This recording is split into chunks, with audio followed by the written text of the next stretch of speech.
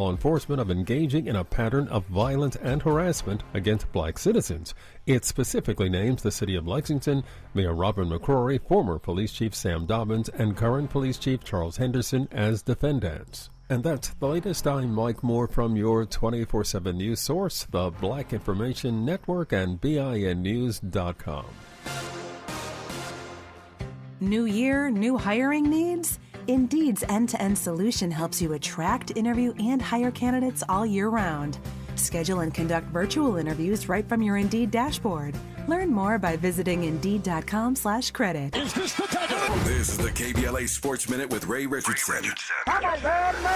The Lakers will not have LeBron James tonight for their LA showdown against the Clippers. LeBron has a sore right ankle. This will be the fifth game this season LeBron has missed because of an injury. The Lakers are 2-2 in LeBron's absence. 7 p.m. tip-off tonight at Crypto.com on TNT. Coco Gauff advanced to the Australian Open semifinals for the first time in her career. The 19-year-old sister defeated Marta Kostyuk of Ukraine in 3 sets. Gauff is ranked 4th in the world. Remember Hugh Jackson? He was head coach of the Cleveland Browns from 2016 to 2018 and the Oakland Raiders for 1 year in 2011. Jackson is in final talks with Morehouse College in Atlanta to become their next head football coach. The famous HBCU hasn't had a winning season in 6 years. Jackson is available. He was fired at Grambling after going 8-14 in 2 seasons. No debates, no speculation, just the info you need. That's your KBLA Sports Minute. I'm Ray Richardson on KBLA Talk 1580. Climate is king. At KBLA Talk 1580, we believe that caring for the community means caring about the climate. You might have heard that we announced a pretty bold 12-month, $2 million campaign to do 4 things. Increase climate literacy, turn up the volume on communities of color in the climate conversation, connect everyday people with the resources they need to survive and thrive, and highlight frontline climate justice crusaders of color throughout this year. KBLA Talk 1580 will be bringing you insightful interviews on all of our shows to help raise your climate IQ. Each quarter this year, we will also be hosting free climate events in various communities throughout the city with food, fun, and forward-thinking conversations. Thanks to partners like LADWP, Metro, Caltrans, the Sierra Club, the California Community Foundation, the California Endowment, AQMD, MWD, and more. You'll also be hearing more about a couple of national town halls broadcasting live from Los Angeles, to which you will be invited. And we'll be rolling out a robust social media campaign on all our platforms, as well as an outdoor media campaign, all designed to educate, enlighten, and empower you in our fight for climate justice. We want cleaner air. Caring about the community means caring about the climate. At KBLA Talk 1580, we believe that we really can change the world if we care enough. If we care enough. If we care enough. If we care enough. If we care enough. If we care enough. If we care enough. 1, 2, 3, go!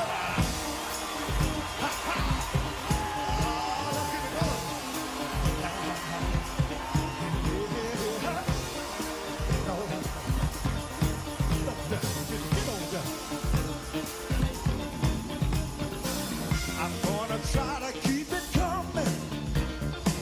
Things ain't always smooth,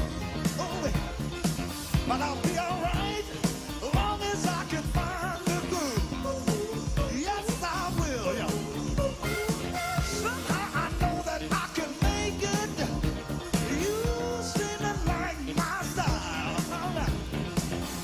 Don't you worry, I'm gonna be around a while. Yes, I will. I'm just happy to see you talk to me back in style again. Live from historic Leimert Park in Los Angeles, California, I'm Tavis Smiley, and I'm so glad to see you and me back in stride again.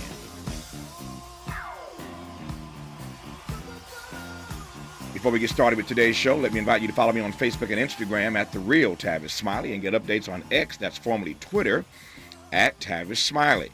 By the way, should you miss any part of today's program or want to catch up on previous shows, you can always visit TheTavisSmileyShow.com. That's TheTavisSmileyShow.com or wherever you get your podcast, and listen to the Tavis Smiley podcast version of this program at your leisure.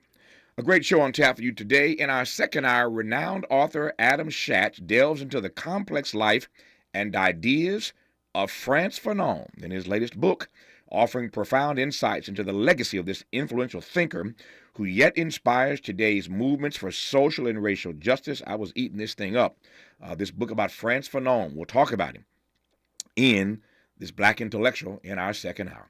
In our third hour, entrepreneur, best-selling author, motivational speaker, and the master of networking, Dr. George Fraser joins us for his annual January visit to help us unlock the secrets of wealth, inclusion, and success this year. We'll talk about how to build and how to empower ourselves this year and dominate the 21st century. We'll do all that with George Fraser in our third hour. But in this first hour today, let's talk politics with a longtime champion of individual rights and limited government, one who has tirelessly defended the U.S. Constitution from erosion, from mass surveillance to corporate overreach.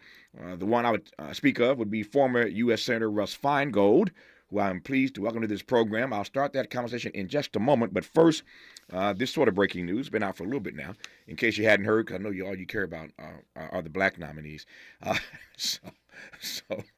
The Oscar nominations were announced earlier this morning, and in case you did not hear, here's the rundown for the black nominees. Sterling K. Brown, nominated for American Fiction in the Best Supporting Actor category.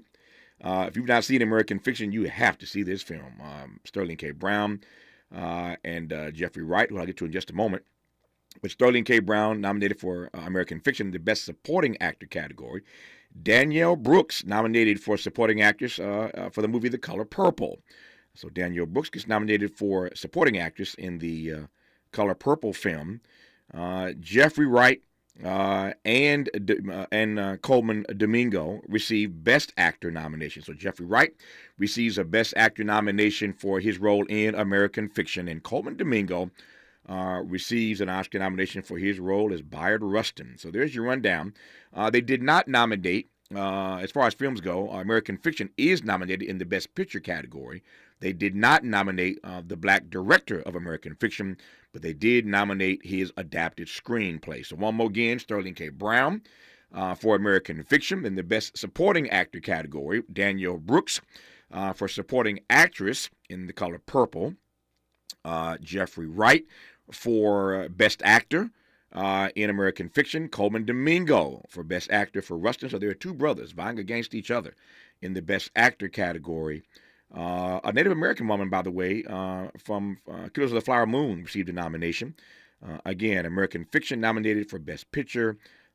No black directors nominated this time around. So we cannot say this year, at least, Oscars so white. There are some black faces nominated this year, so no Oscars so white this time around. There you have it. Just a quick update. You can, of course, Google all the nominees in all the various categories, but I thought you might want to know who those persons were.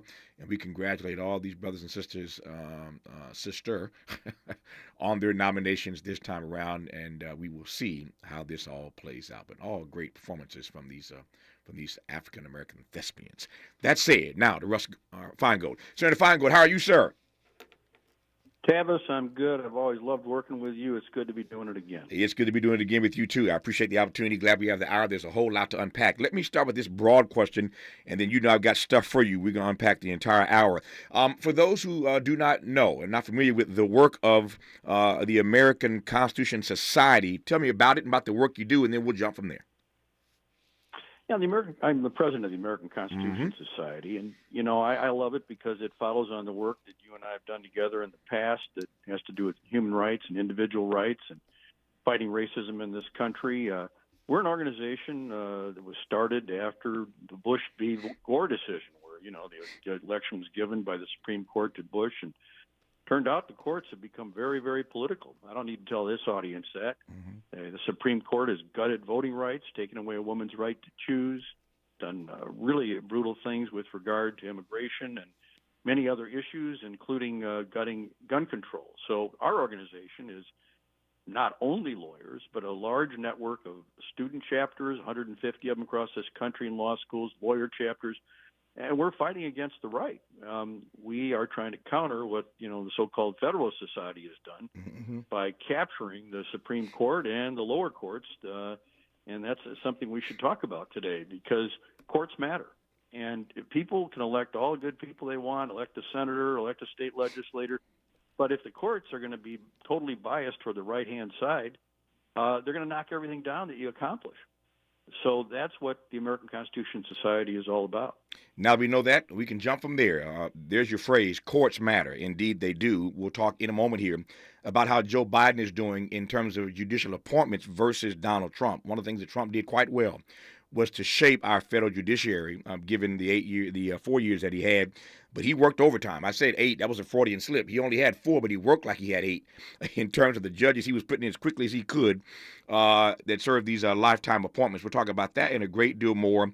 Our guest is former U.S. Senator Russ Feingold, now president of the American Constitution Society. I look forward to this dialogue when we come forward on Tavis Smiley. Interrogating and unpacking. That's what we do around here.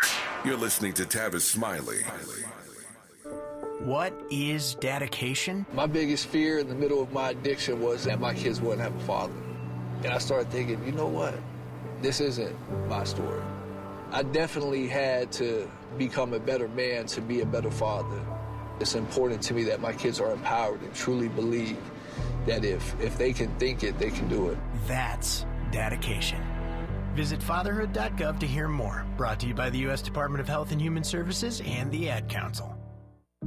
Joey from Vermont, a farmer trying to get through the winter. Adriana from South Carolina, a single mother living paycheck to paycheck. Liam from Ohio, an injured father struggling to provide for his family. Hi, I'm Shanola Hampton, and I support the Feeding America network of food banks because they help provide over 6 billion meals to people in need each year. Learn more at feedingamerica.org. Do you have both Medi-Cal and Medicare? If so, the new LA Care plan called Medicare Plus can help you get the most out of your health plan for $0. LA Care provides personalized service to Angelinos like us. Plus, it gives us access to doctors and specialists across Los Angeles County. For zero cost, we get access to full benefits. From vision coverage, in-home support services, to prescription drug coverage, and a quarterly over-the-counter allowance. plus personal equipment. Meal programs, a gym membership, And so much more. for more than 25 years, LA Care has provided Angelinos with access to quality health care at an affordable cost. For our families, our seniors, our community, it's a plus. it's a plus. for all of us.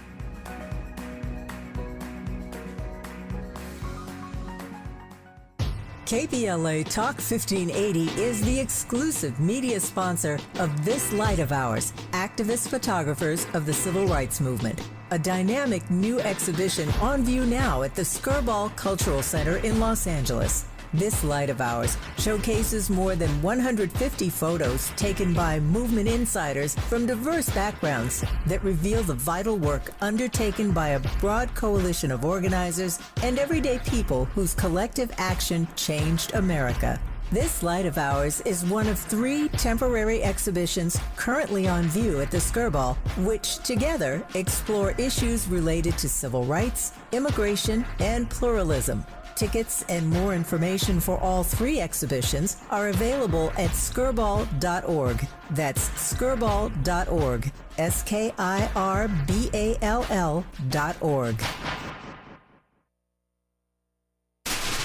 Ready to re-examine your assumptions and expand your inventory of ideas? More of Tavis Smiley coming your way right now. Our guest in this hour is our friend and brother, former U.S. Senator Russ Feingold, now president of the American Constitution Society. And who better to have on for a conversation at a propitious moment like this, where the Constitution is being demonized and bastardized and trampled on, frankly, in a variety of ways. And I'm delighted to have him on for the hour. So you started by saying, and you're right about this, obviously, that courts matter. Let me just ask this question to begin. We'll go from here. Give me a sense of how Joe Biden has done in his 4 years versus Donald Trump in his 4 years at pardon the pun, stacking these courts. Well, fair enough. I mean, let's be clear. When I'm talking about this, I'm talking about the federal courts, not the state courts, which courts are very important, but Biden doesn't do that. Yeah, it's completely up to the president and only the Senate to confirm judges for federal level, both the Supreme Court and the lower courts, the Court of Appeals and the district courts. And It's both good news and some concern. The good news is that, Biden and the Senate were ahead of Trump after 2 years. They had actually confirmed more people to fill those seats that were in many cases stolen by the right. And so that was great. The problem is that during the past year, the third year, 2023, they fell behind Trump. And at the end of 4 years, Trump had 234 new lifetime judgeships confirmed. And it would take 66 more in order to surpass that, which has got to be the goal of the Senate. And frankly, the White House and the president have done a great job on this. They've nominated plenty of people. The problem is things have gotten slowed up in the Senate. But let me say, Tavis, something else about how wonderful the diversity change has been with regard to who these people are. Under Donald Trump, 76% of the people he nominated and got through were men. 84% were white. Biden, through his 168 ones that he's actually gotten confirmed, has really completely flipped that. 66% are people of color. 64% are women, and 42% are women of color. Well, one statistic that is, it's both good and very sad at the same time is Biden has gotten confirmed more black women to the Court of Appeals, which is the second highest courts in our country, than all the other presidents combined. Of course, they hardly ever did that. Yeah. But, so look, what we got to do is keep that diversity as we go through this year, but they really got to take more time and spend more time confirming judges because, whatever, various things could happen. Obviously, Biden could win. The Senate could stay Democrat. But if either one of those things doesn't happen, this process gets stopped. Because you need both a president and a Senate that are going to confirm good people. Yeah. Two things you just said now I want to pick up on right quick before we move forward. The first is, and I'm not naive in asking this, Biden is 66 down, 66 behind Trump. We'll come to that in a moment here. But to your earlier point about things having slowed down in the Senate, the first 2 years he was on fire, and then things slowed down. To what do we attribute this slowdown in the Senate? It's been marginal, but he has had control of the Senate. So what caused the slowdown? No, they actually had a little better control than they did during the first 2 years when they won those two Georgia seats. I mean, it was a combination of things. Obviously, there was some slowdown when Senator Feinstein was ill and couldn't really perform. You had huge crises like Ukraine and what's going on in the Middle East. But frankly, I think you hit it in your introduction. They just didn't make it a priority. They could have stayed in August more. They could have had longer weeks. They could have made it a real priority. This is what Mitch McConnell and Trump did. They made these guys stay in. And the American Constitution Society is saying, look, you can't let this happen. It would be an unforgivable failure. You can prioritize it. 2 years ago, they actually confirmed 12 of these judges in 1 week.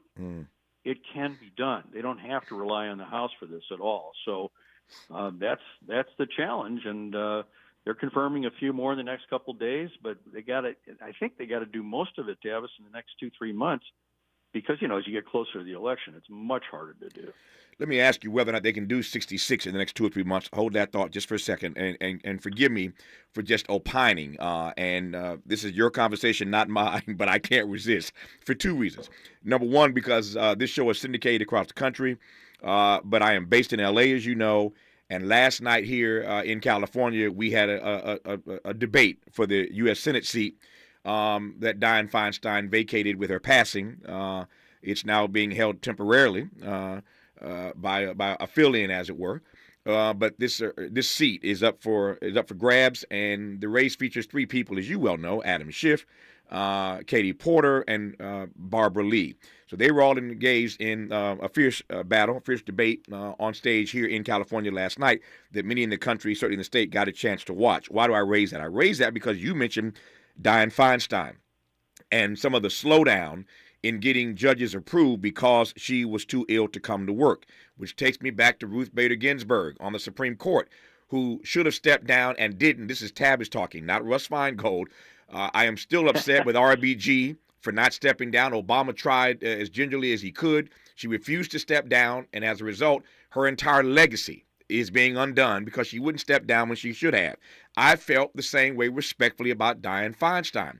And you hear the analysis here, that one of the reasons, not all, can't blame it all on Dianne Feinstein, but there clearly was a slowdown because she couldn't come to work and do her job. This is the problem with people staying too long.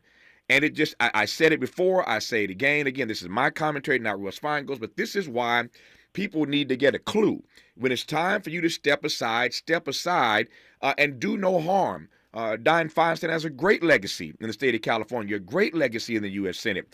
But staying too long and not being able to go to these meetings and be awake and be alert and get these judges through has impacted all the rest of us because it slowed down the process. And now, back to Russ Feingold, Joe Biden is 66 judges down, trying to catch up with Trump. I come now to the question I posed a moment ago. Forgive my commentary, Russ Feingold.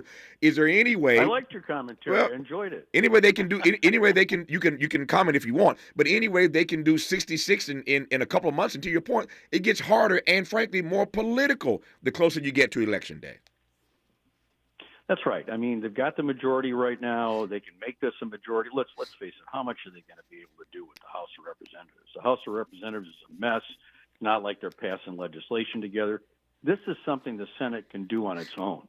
And I want to say that I think that some of the things you said there were really important in terms of the court. Let's remember to put it in the sort of broader context. Sure. The right stole the Supreme Court. Indeed. By stealing Supreme Court seats. Mm-hmm. They stole a Supreme Court seat from President Obama. Mm-hmm. When Justice Scalia died, they just completely ignored his nominee. It was the longest time in American history that a nominee was out there for almost a year, and they completely ignored the person that had been elected by the American people overwhelming. So that was theft number one. Mm-hmm. But then they did theft number two, the complete opposite, when it came to Justice Ginsburg. Justice Ginsburg was very ill, and the people were already voting when she died. And everybody knew that we were going to find out who the new president was going to be in a few weeks. And they did the opposite. They said, oh, no, we have to rush this one through. So they stole that one, too. So when you think about what people should do when they're in a position like that, they got to remember that those on the right will do anything to obtain and keep power. It's ruthless. It's unfair. And as far as I'm concerned, it's cheating. And we have to understand that. So one of the things we support at the American Constitution Society is reforming the Supreme Court. Mm-hmm. And one of the things we think we ought to do is have term limits, is have, an 18-year time period when you can be a Supreme Court justice, not any longer. You could continue as a judge at a lower level, but that would have helped solve the problem that you just talked about. Yeah. I want to come to reform in a moment. And a couple of folks have reminded me, I'm thinking just about the Democrats on stage last night. There was also Steve Garvey. I forgot about him. Steve Garvey, former baseball great for the Dodgers, Republican, was on stage as well. So there were four persons in that debate last night. Steve Garvey was there as well, so I don't want to leave him out. I wasn't trying to diss him. I was just thinking about the Democrats who I know, Porter, Lee, and Schiff. That said, you mentioned, before I get to the reform, I do want to come to that. But I want to, again, cover one more thing that you mentioned earlier to get your take on it, in part because this issue came up yesterday on this show. Yesterday, Senator Feingold, we had Mark Morial, who's now celebrating 20 years as president of the National Urban League. You know Mark well. And so we had him on our program yesterday, and this came up in our conversation. So here you raise it again today. The audience who listens every day connects these dots as well as I do.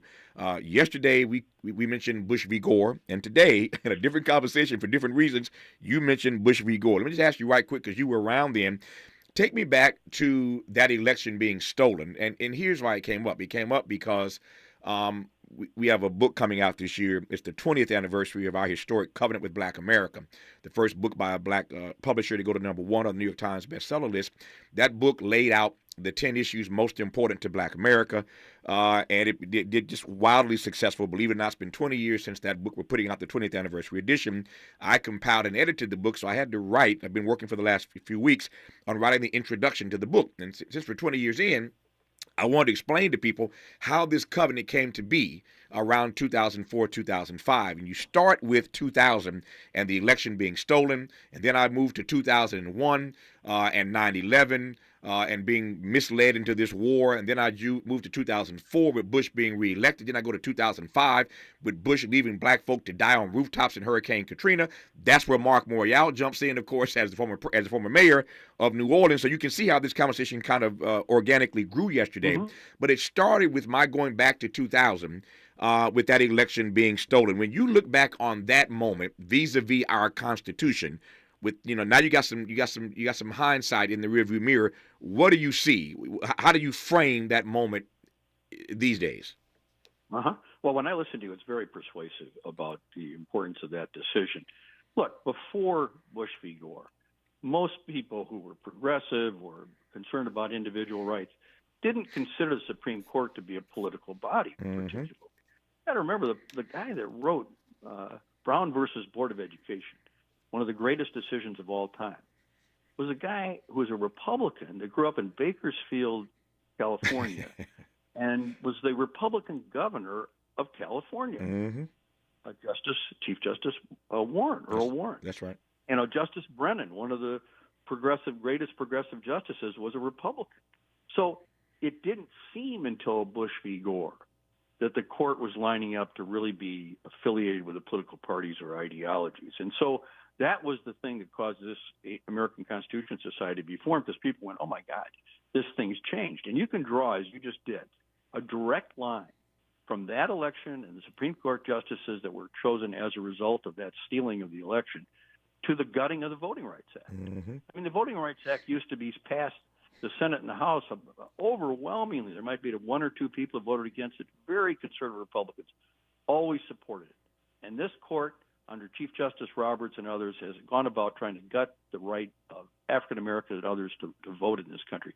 It's a direct line to the political decision in Bush v. Gore. What is to be done? Here's an impossible question, but if anybody can handle it, Russ Feingold can. What is to be done then about the politicization of our court system?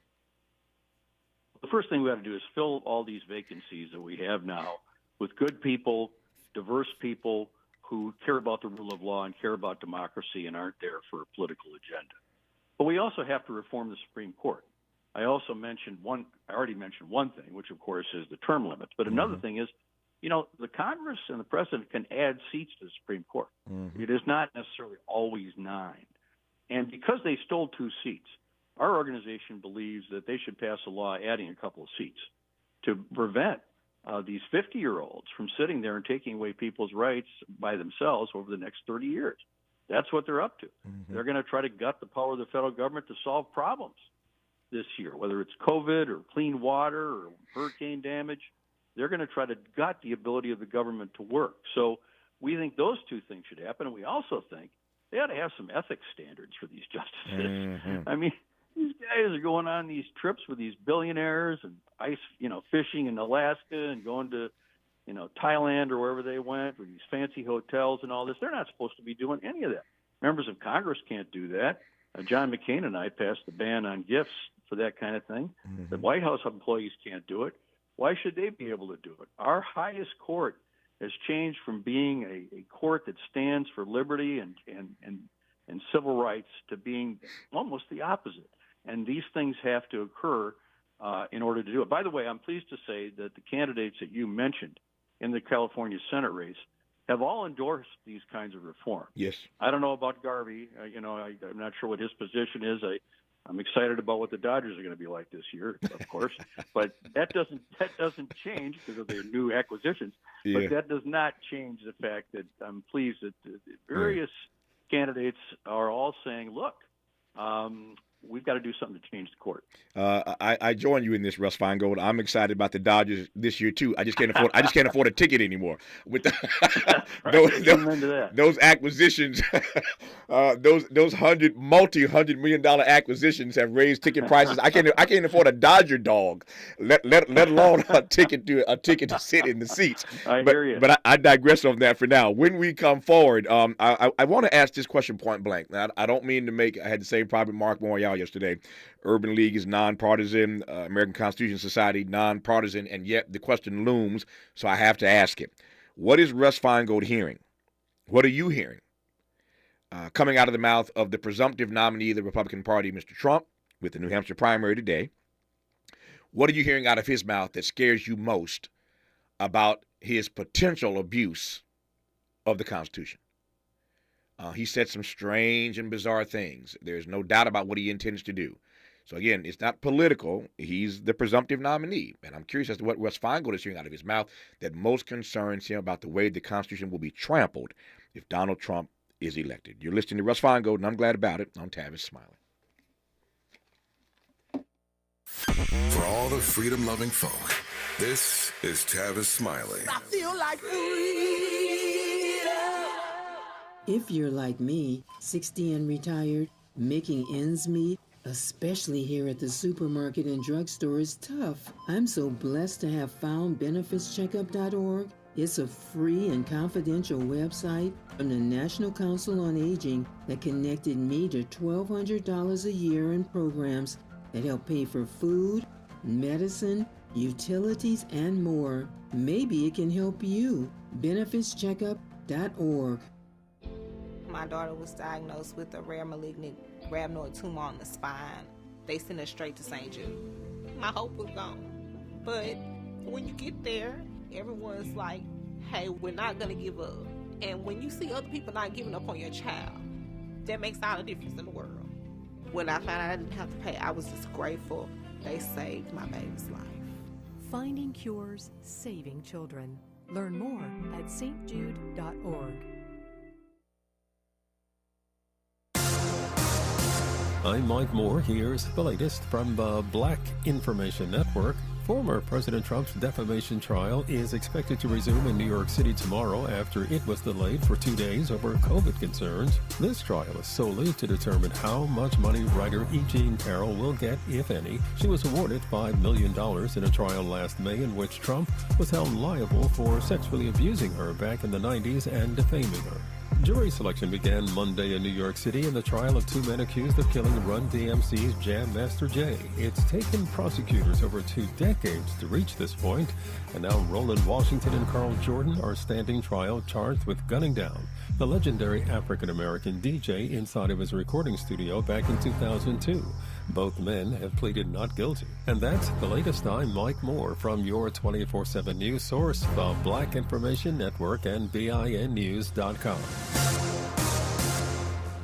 New year, new hiring needs? Indeed's end-to-end solution helps you attract, interview, and hire candidates all year round. Schedule and conduct virtual interviews right from your Indeed dashboard. Learn more by visiting Indeed.com/credit. Drought, war, and rising food prices have doubled the number of families facing malnutrition.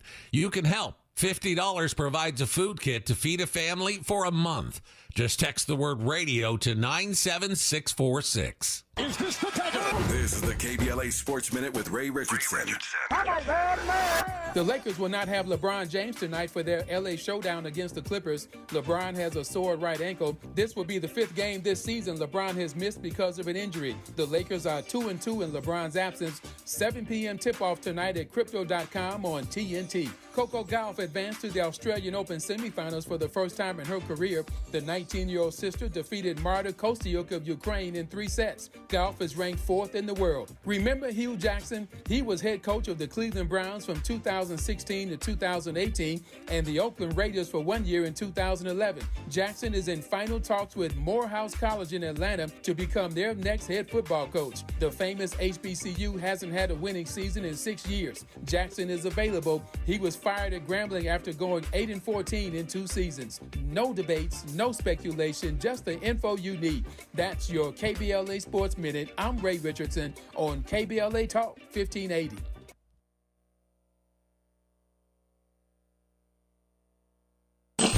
Got me a damn girl on my team. At KBLA Talk 1580, we believe we have the best tag team in morning radio. Dominique DePrima and Tavis Smiley. As the first black woman in Los Angeles to anchor a morning drive talk radio show, Dominique covers local politics like a blanket. Weekday mornings from 6 a.m. to 9 a.m. At 9 a.m., Dominique passes the baton to Tavis Smiley, who talks to everybody about everything every day until 12 noon. KBLA's dynamic duo, Dominique and Tavis. It's no wonder the LA Civil Rights Department is honoring Dominique DePrima this year at its Tell Our Story honoring black journalist leaders and storytellers event, Thursday, February 8th. Or that the John M. Langston Bar Association of Los Angeles is honoring Tavis Smiley at its 47th Annual Installation and Scholarship Awards Gala with its Community Impact Award on February 10th. We couldn't be more proud of Dominique and Tavis, who make black history every day, not just in February. If you're missing Dominique and Tavis weekday mornings on KBLA Talk 1580, you're missing out. We're KBLA Talk 1580, and we've got your black. Holla, yeah. Environmental justice is racial justice. Environmental justice is social justice. This is KBLA Talk 1580. At Charmin, we heard you shouldn't talk about going to the bathroom in public, so we decided to sing about it. Roll Charmin Ultra Strong when you drop in the beat. It cleans with way less effort on your seat. Yeah, roll it, drop it. Yeah, roll it, drop it. Charmin flows extra strong from the road. Your butt hella clean while you're sitting on the bowl. Yeah, it's all you need for that bathroom groove. Get you in and out without nothing to prove. Charmin Ultra Strong cleans better so you can use less. Enjoy the go with Charmin. Hello, I'm John McKinney, your candidate for District Attorney. As an African American who has served our community for over 25 years, I'm proud to have successfully convicted the killer of Nipsey Hussle, standing up for justice where it matters most. But my commitment extends beyond the courtroom. I'm deeply invested in youth development. And when it comes to our police, I believe in accountability. It is essential that those who protect us are also responsible to us, reflecting the values and integrity of our community. This election, I ask for your vote. I am John McKinney, and I'm running to be your district attorney. Learn more at McKinneyforLA.com. Paid for by John McKinney for LA District Attorney 2024. Who do you trust to get at the truth? Tavis Smiley. That's who. The conversation continues right now. It does indeed with former U.S. Senator Russ Feingold, and now president of the American Constitution Society. Thrilled to have him as our guest in this hour, and he's given us some good information that is empowering in some ways and challenging in other ways. In case you just tuned in, he's informed us that Joe Biden is 66 down. 66 judges down to the number of judges that Donald Trump was able to appoint in his 4 years. And so the question is whether or not the Democrats in the Senate can get 66 through the next couple of months. Probably not. But here again, to quote Russ Feingold, courts matter. Yeah, Black Lives Matter, but so do courts. Courts matter too. And the fact that Joe Biden is 66 judges down as compared to Donald Trump is problematic, particularly because at the federal level, these judges serve for a lifetime. And he has some thoughts about that as well, about how we can reform the courts. We'll get back to that in a moment. But as promised, Russ Feingold, I want to just ask you that question point blank. A lot has come out of Donald Trump's mouth, and a lot on his social media posts, et cetera, et cetera. He clearly is playing to his base, playing to his audience. And let's be clear, this 63 majority on the court, 2 of them stolen, to your point. But Trump had some say-so in that with a number of judges that he got through that now sit on this court in this 63 conservative majority. My question is, I should say, when you listen to Donald Trump and what comes out of his mouth, what most concerns you, what most frightens you, scares you about what he will do to the Constitution if he is elected once again? Well, it's a very long list, but let me take your time. First say in response to what you just said about, courts matter and Black Lives Matter. Well, Black lives are greatly harmed when the courts are biased. I mean, look at the courts creating this doctrine of qualified immunity to allow police officers to get away with stuff that they shouldn't have gotten away with. That's just a made-up judicial doctrine. So this is directly affecting many communities. And look, let me just pick 3 things that worry me about what I'm hearing from this guy. Okay. Look, we're a nonpartisan group, right? But he is talking about using the Department of Justice and the legal system to go after his enemies. He claims that the Department of Justice has been weaponized. He's the guy who clearly wants to weaponize it for his own personal revenge. Look at the way he treats judges. He shows no respect for our legal system. And so that worries me greatly. The second thing is his racist talk is getting even more intense. He's talking about immigrants and other people poisoning the blood of the American people. In other words, he's basically using the kind of language that was used in Nazi Germany in terms of race and ethnic differences. It is a horrific thing to hear from anyone, but especially from somebody who has been president and could be president again. And the last thing is, his rhetoric is an invitation, in fact, a request almost for political violence. It makes it seem okay to do the kind of thing they did on January 6th. Apparently, office holders are constantly being threatened. I got to tell you, Tavis, if I thought that there were going to be these kind of threats to me and my family when I was in public office for 28 years, I would have wondered whether it was a very good idea to be doing it, and that's part of their goal. So those are three things that make me pretty concerned. Yeah. Let me go to the first thing on your list because I was just, taken aback by this, as were many others. I can't say I was surprised by it or shocked by it, but I was taken aback by it. And that is to watch Donald Trump in these courtrooms basically challenging, disrespecting, talking down to, ignoring, making a mockery of the sitting judge. I've said on this program before that only a rich white male, and he ain't as rich as he thought he was, or told us he was, we know that now, courtesy of this case, but only a white male in America could get away with that kind, a rich white male could get away with that kind of nonsense, and maybe a rich white male who's former president, you tell me.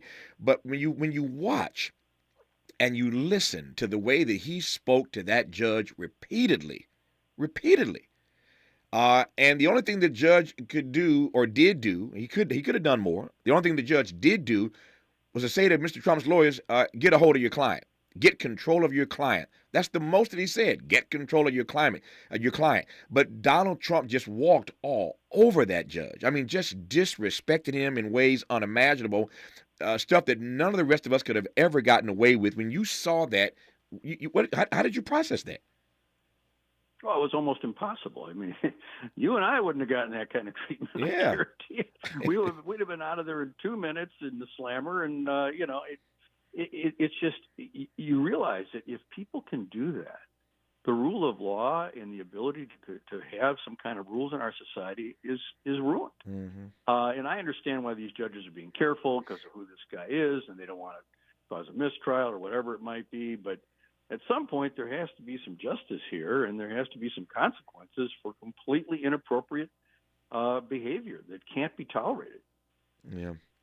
Let me pivot now back to two other issues that you raised earlier that I want to get your take on. Tell me more about the kind of ethics standards that this court ought to have. For a minute, John Roberts completely thumbed his nose at the nation when all these stories were coming out about Clarence Thomas and others. He just sort of, poo-pooed it.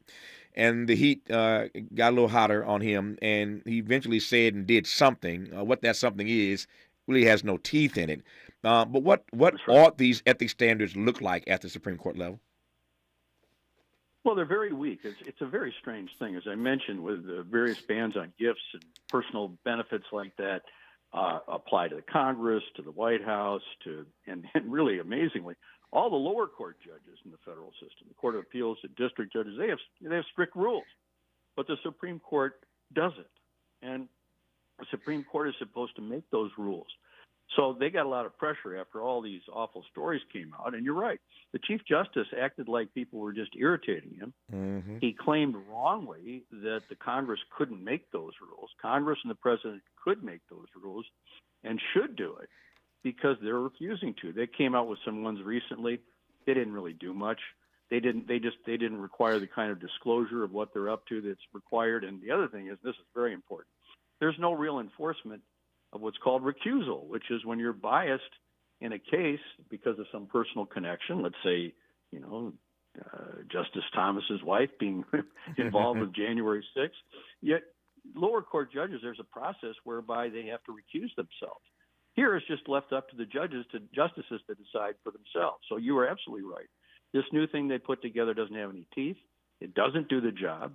And I'm glad that the Senate Judiciary Committee is continuing to try to get subpoenas to bring in some of these billionaires who have been essentially buying off Supreme Court justices for years. When we come forward, two other things I want to put to Russ Feingold in no particular order. Number one, he teed up a conversation about possible reforms to the U.S. Supreme Court. I want to ask him point blank whether or not he sees any how about I phrase this? Is there any growing support for that? Is there a growing sentiment for that in Congress? Does he see in the Senate,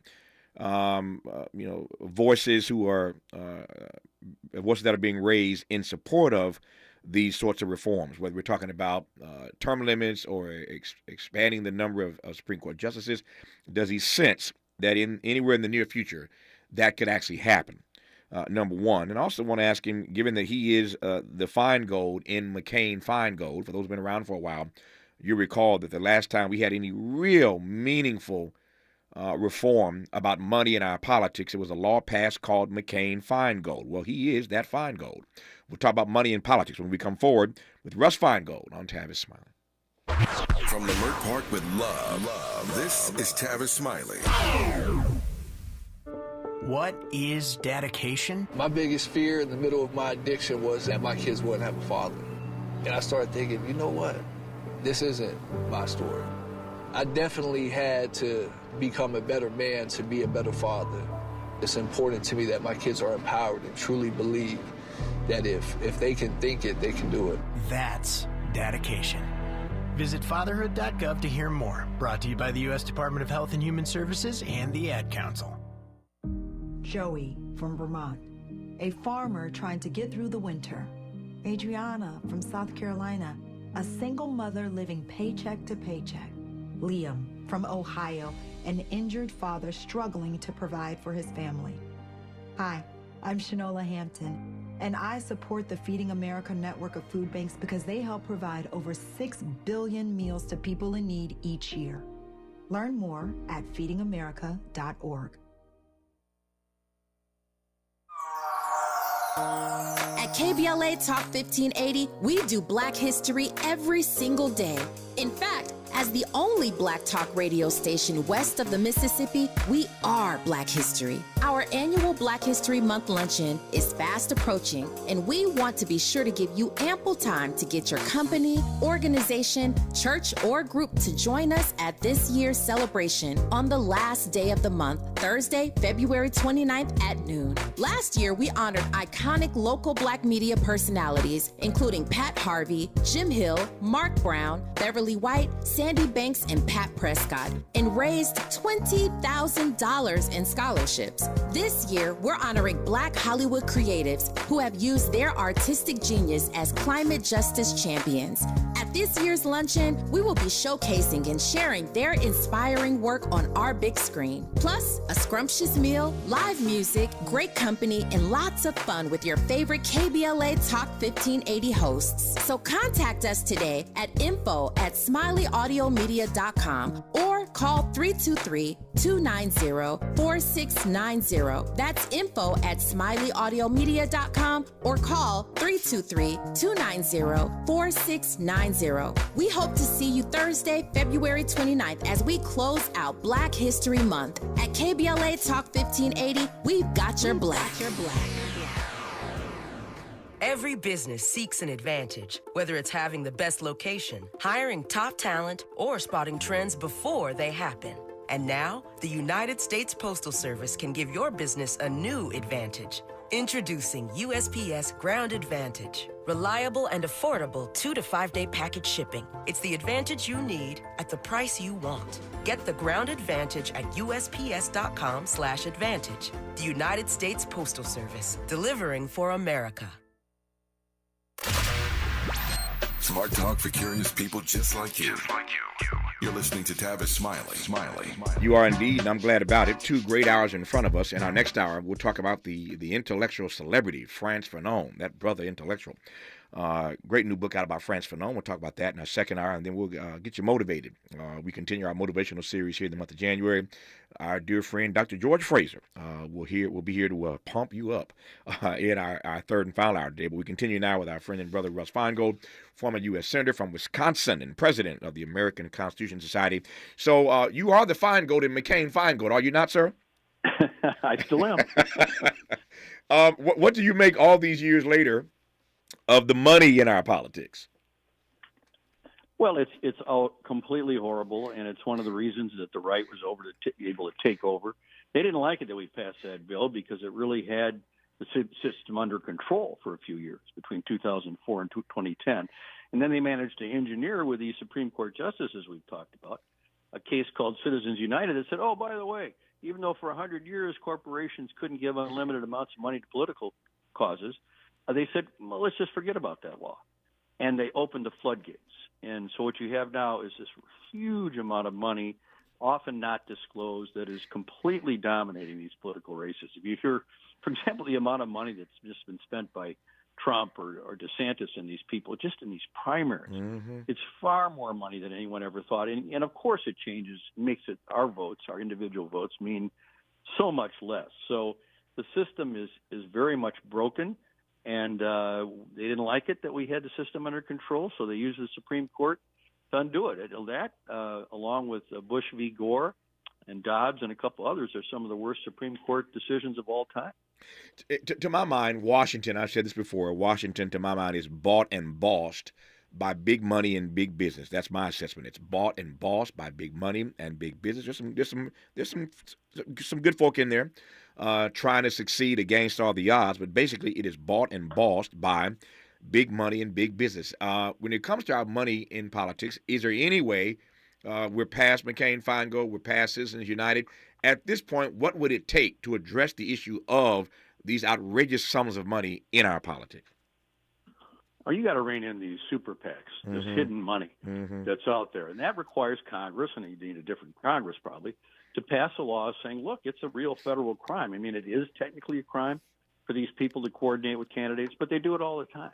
And so they should make a real penalty for the darn thing. And also, Congress, the Supreme Court even said they assumed Congress would require that this information be disclosed so people could see who are campaigning and giving these kinds of huge amounts of money that are distorting the political process. Yeah. So they could pass a law requiring that kind of disclosure. And both of those things should be constitutional even in front of this court. Yeah. So we'll have to see what happens in the elections, but that needs to happen. No, to your point, Ron DeSantis, who's now out, thank God for Jesus, but he held on for as long as he did when his $100 million ran out. Hear me again, his $100 million ran out. His campaign started coordinating with a super PAC that spent more money on his behalf. And to Russ Feingold's point, that's illegal, and they did it, and everybody knows they did it, and there's no penalty for it. DeSantis just the latest example of coordinating with these super PACs.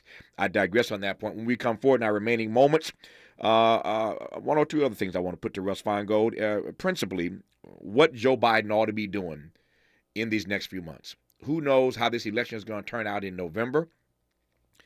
But he's got just a few months to at least reach parity with Donald Trump on the number of judges that he gets confirmed. He's 66 down.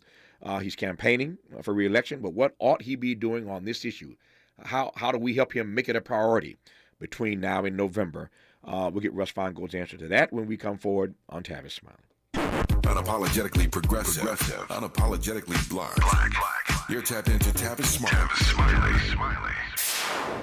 If you're like me, 60 and retired, making ends meet, especially here at the supermarket and drugstore, is tough. I'm so blessed to have found benefitscheckup.org. It's a free and confidential website from the National Council on Aging that connected me to $1,200 a year in programs that help pay for food, medicine, utilities, and more. Maybe it can help you. benefitscheckup.org. My daughter was diagnosed with a rare malignant rhabdoid tumor on the spine. They sent her straight to St. Jude. My hope was gone. But when you get there, everyone's like, hey, we're not going to give up. And when you see other people not giving up on your child, that makes all the difference in the world. When I found out I didn't have to pay, I was just grateful. They saved my baby's life. Finding cures, saving children. Learn more at stjude.org. KBLA Talk 1580. We've got a lot to talk about. KBLA Talk 1580, connecting you with services and solutions. Stay Housed LA has the resources you need to know your rights and the legal support to back them up. The COVID-19 pandemic has cost people their jobs and livelihoods. This has left an estimated 1/3 of households not being able to make rent and facing losing their homes. This is a fear no one in our community should have to face. You have rights, though, and Stay Housed LA is here to help.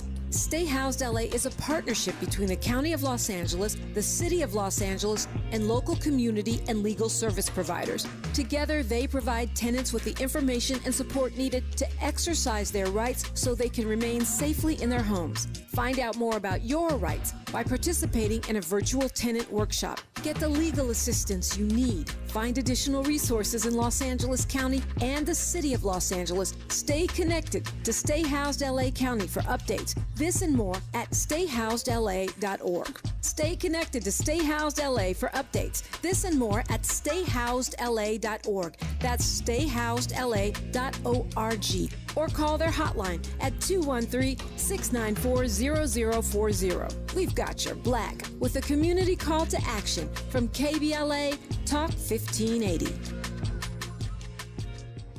If you love to travel, Capital One has a rewards credit card that's perfect for you. With Venture X, earn unlimited double miles on everything you buy and turn everyday purchases into extraordinary trips.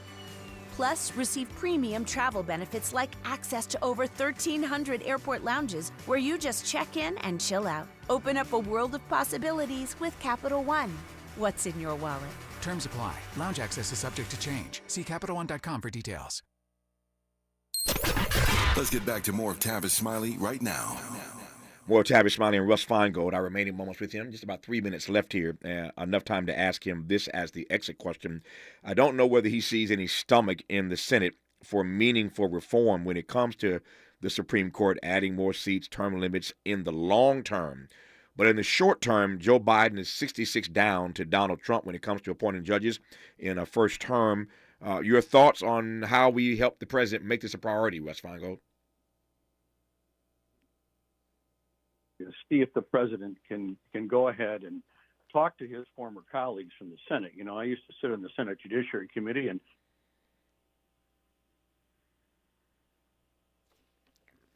Russ Feingold, you still there? I think I lost your audio. Let me,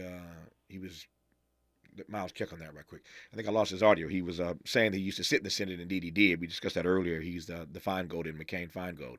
And I really want to get his take on this last question about what we ought to be doing to press the president on this 66 number that may seem impossible. You got him back, Miles? It may seem impossible in the next 2 months. Anyway, we'll see. We got 2 minutes to go. We'll see if we can get it back here right quick in these last moments. But that's the mandate. That is the mandate. He's got a few months left in this first term between now and November. I got about 90 seconds. Actually, I got 2 minutes left. 2 minutes, Russ, go take that question from me again. I'm sorry we lost you. Yeah, I'm sorry. I don't know what happened there. No. Look, President Biden used to sit on the Senate Judiciary Committee, and I was there, and I used to look down the row, and there he was. And Schumer was next to me, and then Dick Durbin was next to him. These are the people that are running this show right now. Mm-hmm. And the president actually has nominated and gotten over there enough people to help, almost enough to help catch up on these 66 judges. But he's got to say to his old colleagues, look, this is one of the things I really want as part of my legacy for my first term. Can you stay in longer? Can you stay in for part of August? Can you stay in longer in September after the election? Come back and use that lame duck period. So, yes, the president's done a really good job on this part of it, but here he can use his presidential authority to urge his friends and colleagues to make this one of the very top priorities. That shouldn't be a difficult argument to make. I mean, Schumer and Durbin, they understand what's at stake. They understand what's at stake here, do they not? Oh yeah, they care about it a lot. I've watched; they were the leaders on it, and so they just have to realize that certain things last. These are lifetime appointments. Other things, you can produce bills, it won't pass, or you can make good statements, but these are lifetime appointments. When we got Ketanji on the Supreme Court, that was a lifetime appointment. Yeah, that's a big deal. No, it is a big deal. It's a big deal. He's 66 down, and hopefully he will take your advice and call his colleagues in the Senate who are now running the Senate, light a fire under their behinds, and get this number increased between now and November because it does matter. I close where Russ Feingold began. Courts matter. He is Russ Feingold, former U.S. Senator out of Wisconsin, and now the president of the American Constitution Society. Senator Feingold, an honor always to be in dialogue with you. Thank you for your time. It was great fun. Thank you. Thank you, my friend. More of Tavis Smiley when we come forward. KBLA 1580 Santa Monica. I'm Mike Moore. Here's the latest from the Black Information Network. Former President Trump's defamation trial is expected to resume in New York City tomorrow after it was delayed for 2 days over COVID concerns. This trial is solely to determine how much money writer E. Jean Carroll will get, if any. She was awarded $5 million in a trial last May in which Trump was held liable for sexually abusing her back in the 90s and defaming her. Jury selection began Monday in New York City in the trial of 2 men accused of killing Run DMC's Jam Master Jay. It's taken prosecutors over 2 decades to reach this point, and now Roland Washington. Indeed's end-to-end solution